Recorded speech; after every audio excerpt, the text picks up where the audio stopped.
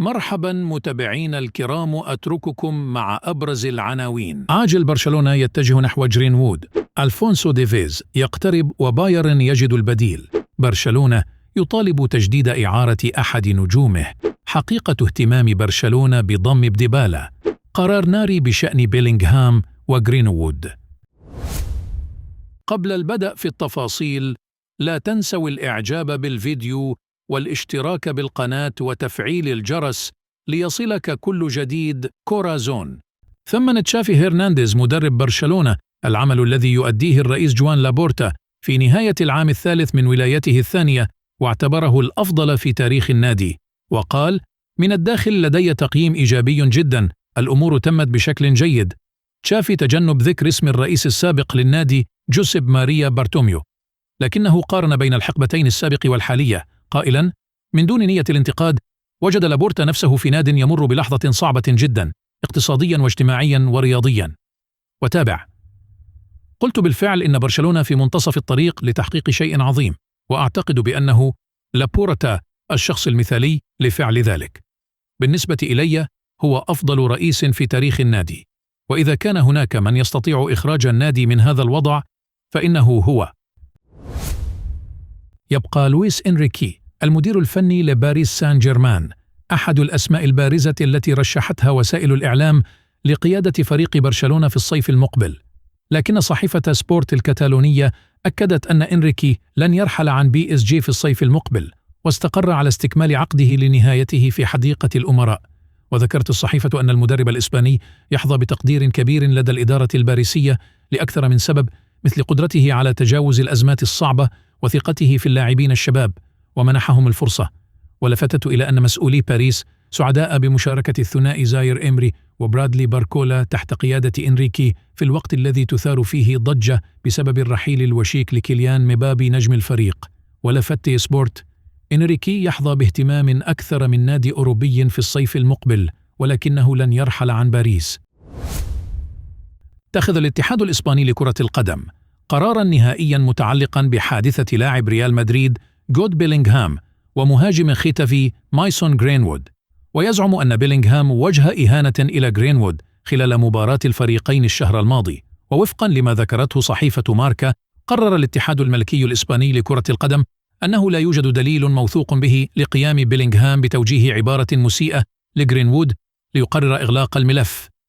وأضافت الصحيفة أن الاتحاد الإسباني تلقى تقريراً من خبير في قراءة الشفاه، لكن الأخير لم يتمكن من تحديد ما إذا كان بيلينغهام قد قال مغتصب أو قمامة.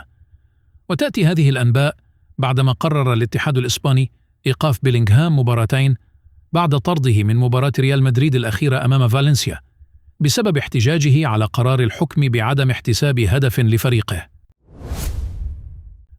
زعمت التقارير بأن باولو ديبالا قام بعرض نفسه على برشلونة، لكن الصحفي الإيطالي الخبير في سوق الانتقالات نفى مثل هذه الأخبار. وأشارت تقارير سابقة في إسبانيا بأن ديبالا عرض نفسه على برشلونة، لكن خبير الانتقالات فابريتسيو رومانو ليس على علم بالمحادثات بين الكتالونيين والأجوية. وقال رومانو: ليس هناك أي تحديثات ملموسة لدي بشأن مستقبل ديبالا، يبدو بأنه يستمتع بكرة القدم في روما ولديه علاقة رائعة مع الجماهير هناك ومع المدرب دي روسي. وواصل: الأمر هادئ في الوقت الحالي، ولكن كما ذكرت سابقا سيكون لديه شرط جزائي مرة أخرى هذا الصيف. كان الشرط الجزائي البالغ 12 مليون يورو موجودا في يناير، ولكن لم يقرر أحد تفعيله. دعونا نعرف ما إذا كان الأمر سيصبح مختلفا في الصيف. يحرص برشلونة على الاحتفاظ بأحد نجومه هذا الموسم، الظهير الأيمن الدولي البرتغالي جواو كانسيلو المعار، حاليا من مانشستر سيتي حتى نهاية الموسم الحالي. وتم الحديث هذا الأسبوع أن برشلونة يريد بقاء كانسيلو على سبيل الإعارة هذا الصيف، خاصة أن النادي الكتالوني ليس لديه الأموال اللازمة للتوقيع معه بشكل دائم كما هو الحال بالنسبة لمواطنه جواو فيليكس. ومع ذلك تشير معلومات صحيفة سبورت الكتالونية إلى أن برشلونة يريد استخدام الموارد المتوفرة لديه لجلب لاعبين في مركز الجناح الأيسر ولاعب خط الوسط، كما أن مركز الظهير الأيمن ليس ضمن الخطط الصيفية لإدارة جوان لابورتا. أعلن جواو كانسيلو سابقا أنه يريد الاستمرار في كاتالونيا الموسم المقبل، لكن مانشستر سيتي يفكر فقط في بيع اللاعب البالغ من العمر 29 عاما في هذا الوقت، ويستهدف النادي الإنجليزي الحصول على 40 مليون يورو له هذا الصيف من بيعه، ويتوقع عروضا من الدوري الإنجليزي الممتاز وأندية المملكة العربية السعودية. الحل الوحيد لبقاء كانسيلو مع البلوغرانا كما هو موضح في الصحيفة الكتالونية هو تمكن وكيل أعماله جورجي مينديز من إقناع سيتي بقبول إعارة جديدة مع خيار الشراء في الصيف المقبل.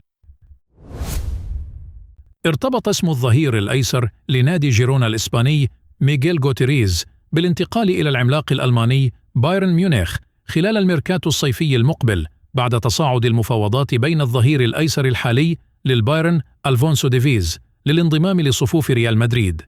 ومن المحتمل مغادرة ميغيل غوتيريز إلى بايرن ميونخ بحسب تأكيد صحيفة بيلد الألمانية، حاله كحال عدد من زملائه في الفريق. وأوضحت صحيفة بيلد في عددها الصادر اليوم: تم ربط ميغيل غوتيريز البالغ من العمر 22 عاما بالعودة إلى ريال مدريد، لكنه قد ينتهي به الأمر في الواقع ليحل محل ألفونسو ديفيز الذي يتطلع لوس بلانكوس للتعاقد معه هذا الصيف. أضافت الصحيفة واسعة الانتشار: بايرن ميونخ يفكر في ميغيل غوتيريز كخليفة محتمل للكندي ألفونسو ديفيز بشرط أن يغادر إلى مدريد. ومن جانبه يفصل مبلغ 20 مليون يورو نادي ريال مدريد الإسباني عن الوصول بصفقة التعاقد مع الظهير الكندي ألفونسو ديفيز إلى بر الأمان في الفترة المقبلة. صحيفة آس الإسبانية أفادت بأن البايرن يحدد سعر بيع ديفيز الذي يرتبط مع الإدارة البافارية بعقد ينتهي في يونيو 2025 عند مبلغ 60 مليون يورو. من جهته لا يرغب ريال مدريد في دفع أكثر من 40 مليون يورو مقابل ضم لاعب سينتهي عقده مع ناديه بعد عام واحد فقط، علما بأن الظهير الأيسر الكندي يرفض فكرة تجديد عقده في أليانز أرينا حتى الآن. أكدت تقارير صحفية إسبانية أن إدارة برشلونة وجهت أنظارها نحو التعاقد مع أحد لاعبي مانشستر يونايتد خلال فترة الانتقالات الصيفية المقبلة. وبحسب صحيفة سبورت فإن البارسا يستهدف التعاقد مع ميسون جرينوود لاعب مانشستر يونايتد والذي يلعب ضمن صفوف ختافي على سبيل الإعارة.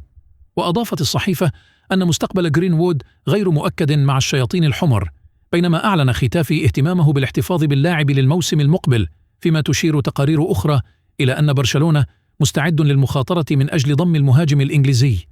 وتابعت أن برشلونة يرى أن جرينوود الخيار المنخفض التكلفة للميركاتو الصيفي في ظل الوضع المالي الصعب للنادي.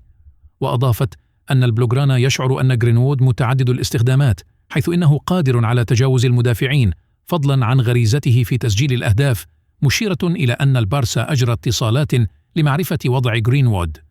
وأوضح السير جيم راتكليف مالك مانشستر يونايتد أن ناديه سيتخذ قراراً بنهاية الموسم فيما يخص وضع جرينوود.